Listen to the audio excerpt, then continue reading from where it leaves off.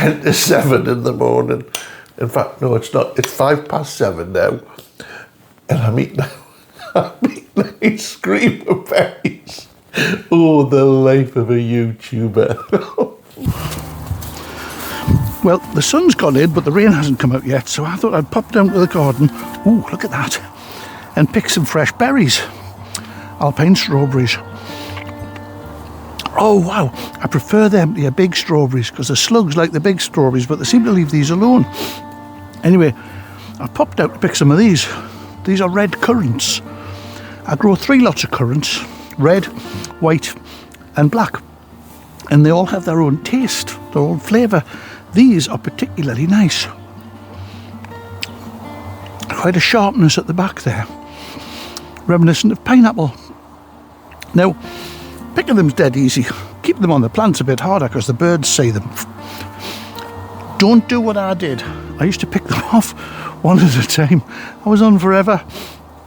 And then somebody who picks a lot of fruit told me you simply snap off the whole little branch with a clump on. So you can just take them off like that. If I put that down there out the way, you may be able to see that a wee bit better. You're not snapping the branch off, you're just taking the little cluster of berries. Now the cluster of berries will stay on there and they'll stay fresh for a little bit longer. So I'm going to get off a load of these, but I won't take everything off because I like to leave something on for the birds. Look at these, look at that. I used to live somewhere on the west coast and we grew a lot of black currants. And I remember one day there was some visitors there and they had their littling in the garden with us. And when we looked across at the littling, they were picking off one little berry and eating it. And they were picking more. Then the next time we looked, they were pulling off clumps and eating them. When we looked again, they just had the branch up like that. I have to say, they had it absolutely spot on. Oh my goodness me. Now I use these, I put them in puddings mostly, although quite often you've seen I'll just eat them. I particularly like putting these into ice cream. I make ice cream. I mean, doesn't everybody? So I use the red currants in particular in the ice cream because the ice cream is so sweet and the red currants bring that little tang of sourness to them that it's just a perfect combination. Now growing these things is actually really quite easily. You get yourself a little plant, you buy them at the supermarket, they're about that big, that's all they are, and pop them into a good solid mix. So not pure compost because it's too light. You need to mix in some ordinary garden soil, a bit of ordinary compost and a bit of fish blood and bone, my magic mixture, and just put your seedling in, a bit like I've done here. These ones I've got to admit, they're about 3-year-old, 4-year-old, but they grow perfectly in here. This is what I call my portable forest. No matter what I grow in the garden, this stuff, I have no idea what it is, it always joins them, but they seem to like growing together, so I just leave them. So you look after your berries, you try and keep the pigeons off them, but what I have found is that in preference, the birds seem to like the black currant before they like the red currant. So if I'm quick, I can normally harvest my own red currants. I rarely get me black currants. Oh, look at that, man. Look at that. Can you see that? That is absolutely full of red currants. Now, years ago, people used to just make jam out of this, and it does make a pretty nice jam as well. I believe it's quite high in pectin.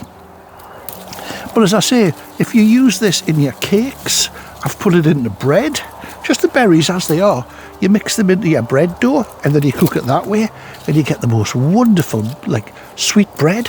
Really nice. Not sweet breads, which is a bit of a pig, but sweet bread. Just magnificent.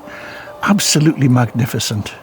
And I did nothing. I just kept it watered and put a little bit of feed in. And every year I get more and more red currants coming back from it. Now, I had planned this year to take some cuttings off this red currant bush. It's a hardwood, so you just follow simple hardwood techniques. Get the right time of the year. Take a slip off where you've got like a stem here, there's a heel there. You peel that back so you get a bit of that heel on, rooting compound into some potting compound and just let it grow. I grow these up here in northern Scotland. I tell you that because a lot of folks will tell you can't grow good berries in Scotland. I think you can. They'll say, oh, you can't grow fruit outdoors in Scotland. It's always too wet. It's always too cold. And I'm here to tell you that's not true. These berries are absolutely first class, super tasty. And as you can see, the tree had loads on. Hasn't quite got loads on now, but I think we'll leave that last little lot. We'll leave that last little lot for the birds. And I think all we'll do here is we'll just take that last one off the bush and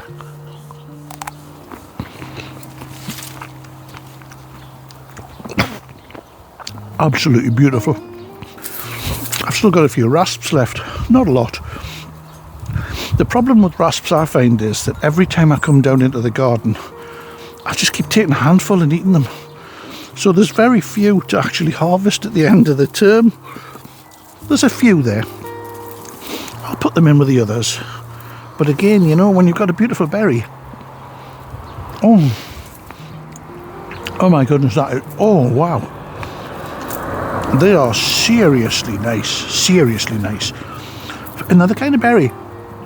They're almost, you plant raspberries, it's almost a plague. They take over in your garden. But look at the bounty you get. You get masses and masses of fruit from them.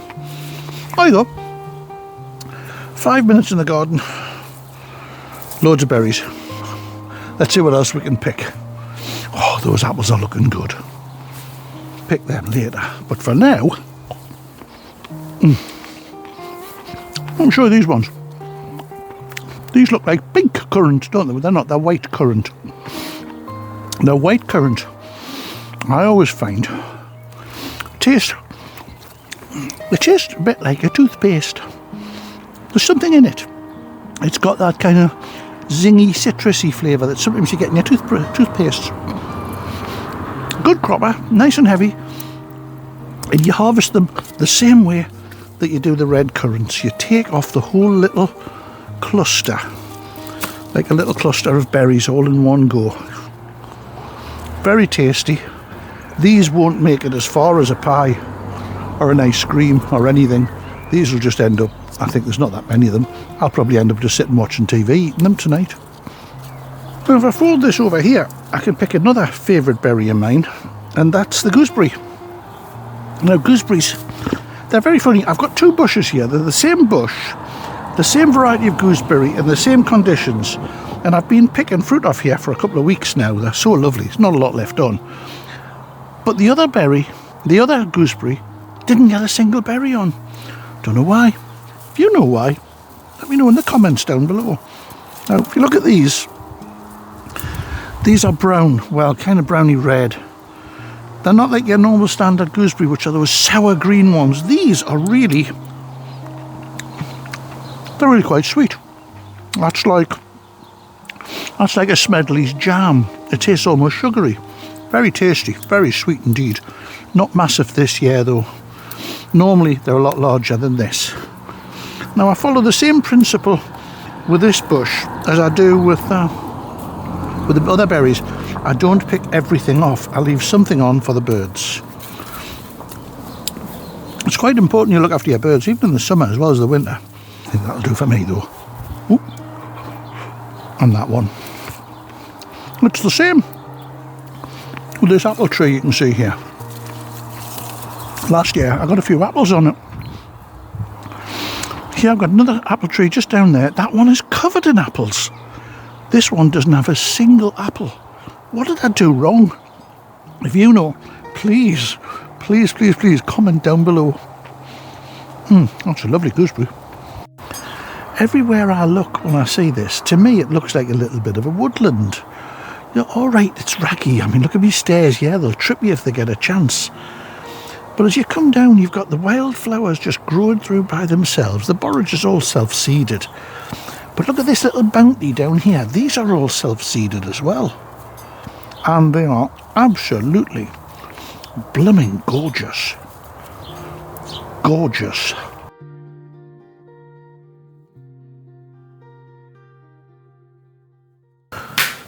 So you saw me pick all of the berries there. All I've done now is I've brought them into the house, taken each of the berries off the stems, washed them. Then I went and bought myself a tub of ice cream. Now this is one I'm particularly fond of. I can recommend it. No, I don't get commission on it. I just get fat when I eat it. But it's made with real milk and real cream, not like a lot of them are now with hydrogenated vegetable oils. This is real ice cream. And I mix the berries with it. And this is what I get. So that handful of berries, a few handful of berries, will last me now. Well, I'd like to say it'll last me right through to the winter, but it won't. This will be gone quickly. And all we do with that is I've mixed the berries in with the ice cream, and then as I've put it back into the tub again, I've poured honey in with it. So it's just the berries, honey, and the ice cream mixed together, pop back in the freezer again. And this is my little treat. Now I can tell you, it's early in the morning. I should have been filming this like this afternoon, you know, so I can like sit outside and eat it. It's 10 to 7 in the morning. In fact, no, it's not. It's 7:05 now. And I'm eating ice cream of berries. Oh, the life of a YouTuber. That's lovely. Coffee.